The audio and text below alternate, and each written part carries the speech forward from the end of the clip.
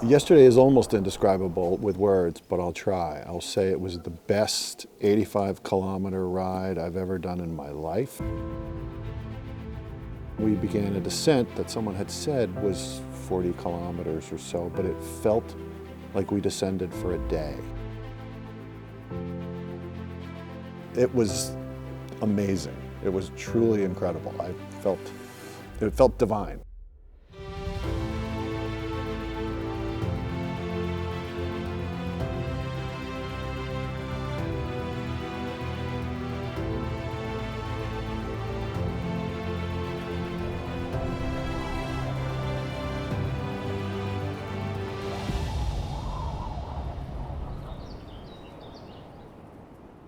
I think there are people who would look at a trip like this and think, oh, it would be so cool to do that, but I can't. And I'd suggest that if you think that way, you can change your mindset. You can do just about everything you want. And again, it's a matter of what you expect of yourself.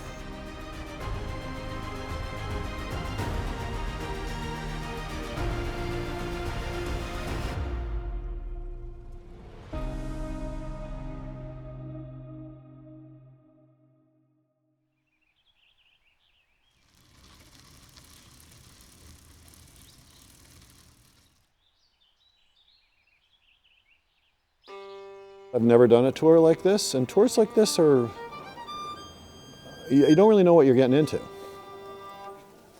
It was a little daunting. Day one, we were cycling up from the coast. You could see the coastline and see the islands dotted around. The first day of riding, I felt better. It was like medicine. And every day of riding since has been like more medicine. We're in an unbelievably pristine environment. I think we are at a particularly nice time of the year because it's spring. There are flowers wherever you look. There's birds all around me. I can probably hear 10 different bird songs as I'm speaking to you. And for me, that is a real highlight of the trip. We're cycling through such amazing places, places with such rich history. I really wanted to make sure that I was as focused on my time on the bike as my time off the bike.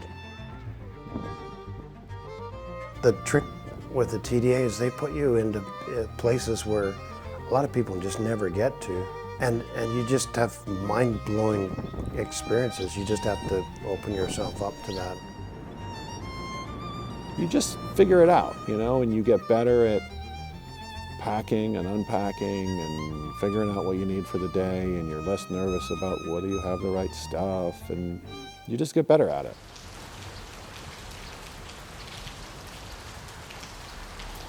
Cycling down into Patras was the most beautiful descent, and then you get to what is obviously a port town with hundreds of ferries just lined up along the dock, one of which was ours, to take across the Ionian Sea to Italy. Cycling in Italy has been amazing for me because rural Italy is amazing. The people are so friendly, so it's good fun. The other day it was Saturday, and there was up-teen riders on the road just blasting by. Not one of them didn't say ciao, like, hey, ciao, like, way to go. So it's really cool to be immersed in that. Entering into Italy was obviously at sea level, and very soon we started ascending mountains and little mountain villages which always seem to be perched on the most steep slope you can imagine. Everywhere you look, everywhere you go, it all just feels very soulful and old and rich and great.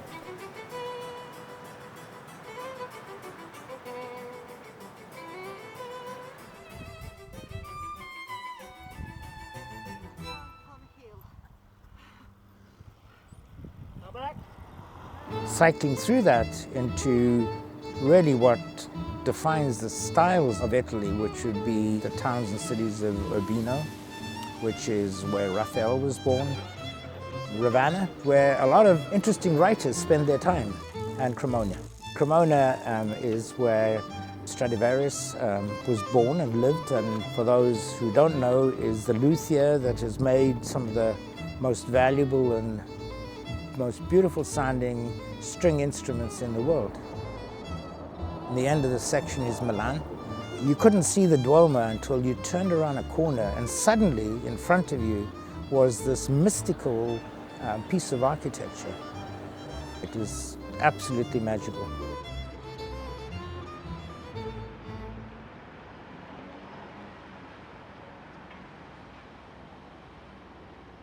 I'm a little bit nervous again about the mountains. You were terrified of the Alps. A little worried about the Alps, but we'll see. I was really afraid that I wasn't going to be able to cross the Alps on my own. I thought maybe, you know, it's going to be too big of a day for me. I should probably take the van.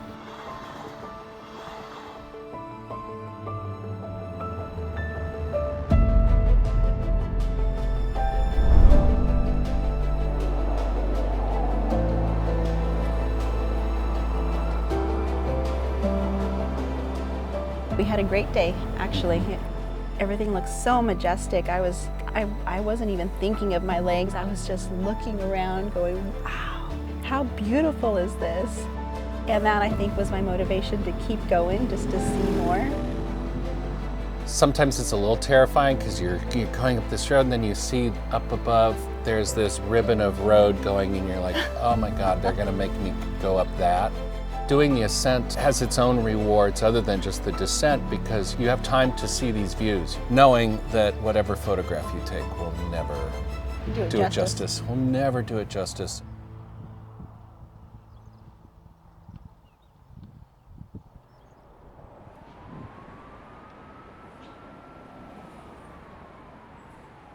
One of the joys is you get to go your own speed. Go your own speed. Don't worry about missing out. Everybody's ride is different, and somehow, whether it's God or the ride or fate or kismet, you get a different experience than almost everybody else.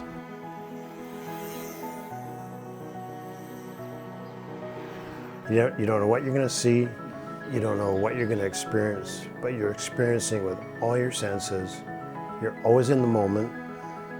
And you just need to be open to whatever's going to happen.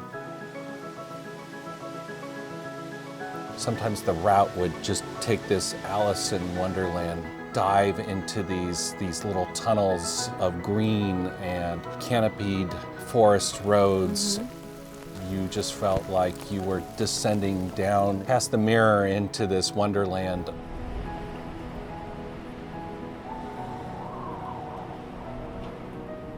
Not having that physical barrier between you and the environment makes it so much more real and tactile.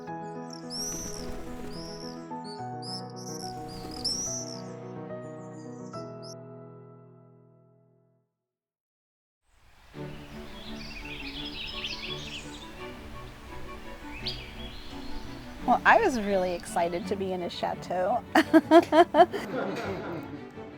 It was really fun. It was kind of fairy tale-ish, like, you know, like this is what it's like to live in a castle and sleep in a castle. And cycling up the cypress-lined driveway up to it and being able to see it from afar, that was great.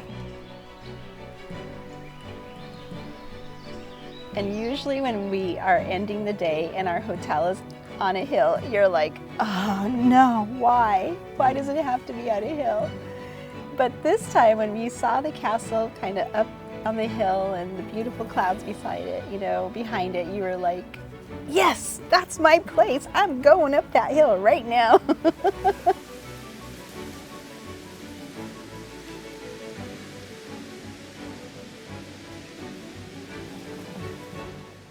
This tour has been fantastic, one of the best of 16 tours, and I'm just really enjoying every day. It's been fantastic. So, cheers.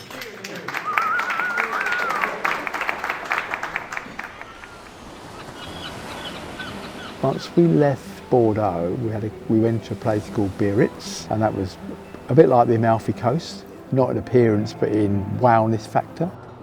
Once we got to the coast, it was absolutely gorgeous. I think the big surprise for me so far is that it's so green here.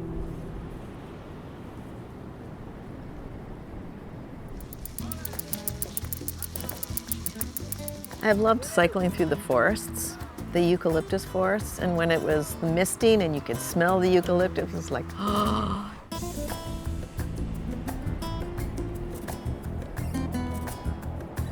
It's quiet, the roads were almost like they've been prepared for a Tour de France race. It's ridiculous.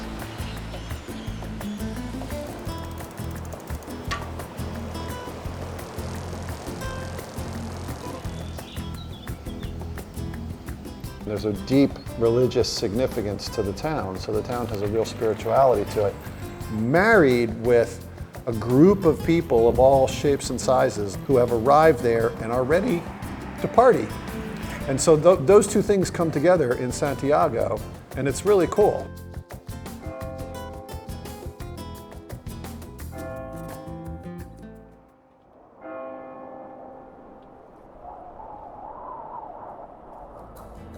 There should be a word for when you take the slope and divide it by the width of the road and then multiply it by the coefficient of the little cute houses.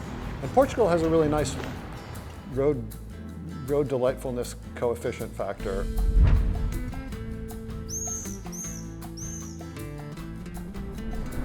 For me, riding a bike is about the expansion of my heart and my mind. I find that you learn a lot about yourself. You end up being able to go to places which aren't maybe on our tourist radar. You're seeing places that you might not otherwise go to. It's a fantastic opportunity to see and do things which you've never thought to see and do before.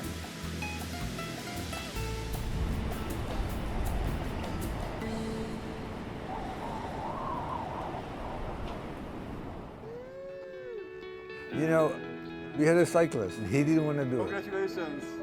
At the end, he wrote a quote where he said, before I went on a tour, I had 1,000 reasons why not to do this. After the tour, not one of them was good.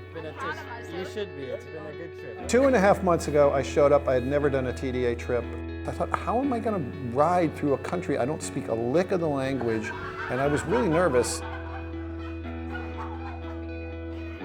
TDA helped me grow as a cyclist and a person and a traveler, but it helped me grow within this protective family.